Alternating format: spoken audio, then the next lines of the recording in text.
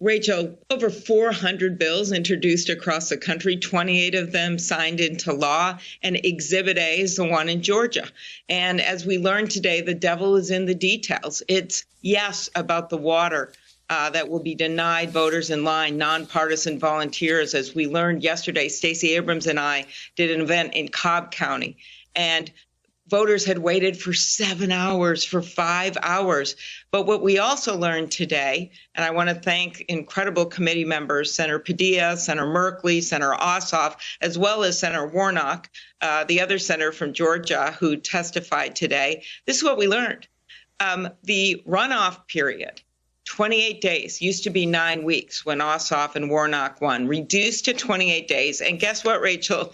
You can register to vote 29 days. So no new voter can register, and you cannot vote on weekends in the runoff, but you can in the general. Everything is done to sow confusion.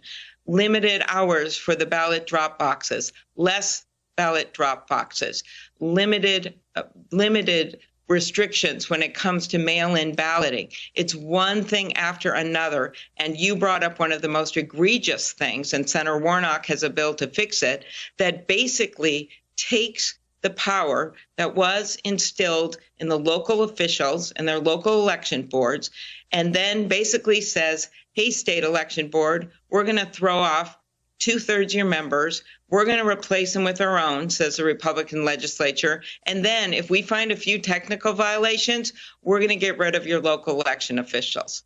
This is a pure smackdown of voting rights, and it's why we went there, and it's why the solution is the For the People Act. Basic national voting rights.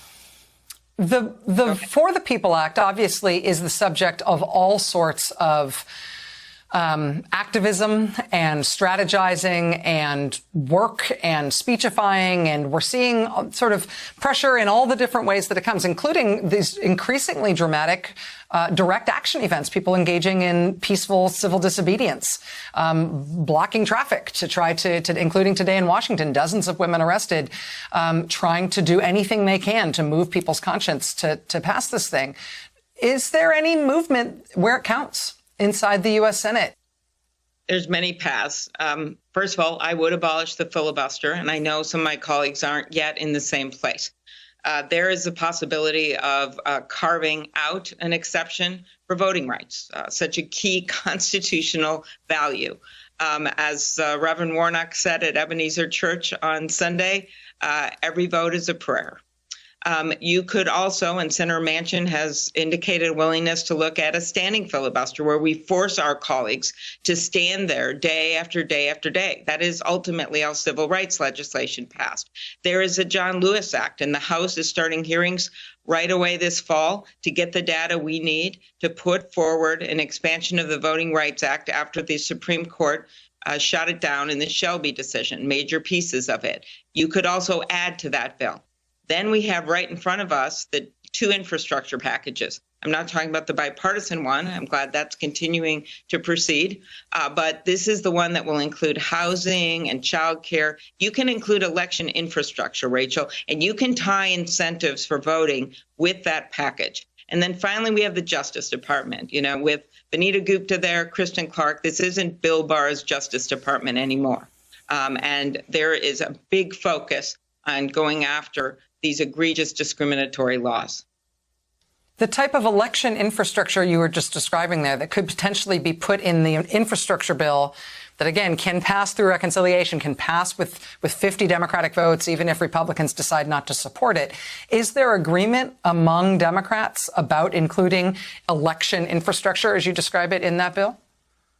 I don't think you're going to see opposition. Remember, Senator Manchin and I have been working in the product, and it's not finished yet, but we had a lot of provisions in there for basic federal voting rights. This is the one that Stacey Abrams, Barack Obama were supportive of, and it didn't have everything in For the People, but it had some really good provisions. So if you're for that, You've got to be for election infrastructure, and you could tie some incentives to that election infrastructure. So I'm not as concerned about that as I am about the limitations we have with reconciliation, as I am about our colleagues. I think they're going to be good on it. And so that's what we are working through right now. And let me make clear, it is no substitution for basic federal voting rights and for the For the People Act, or for that matter, the John Lewis bill.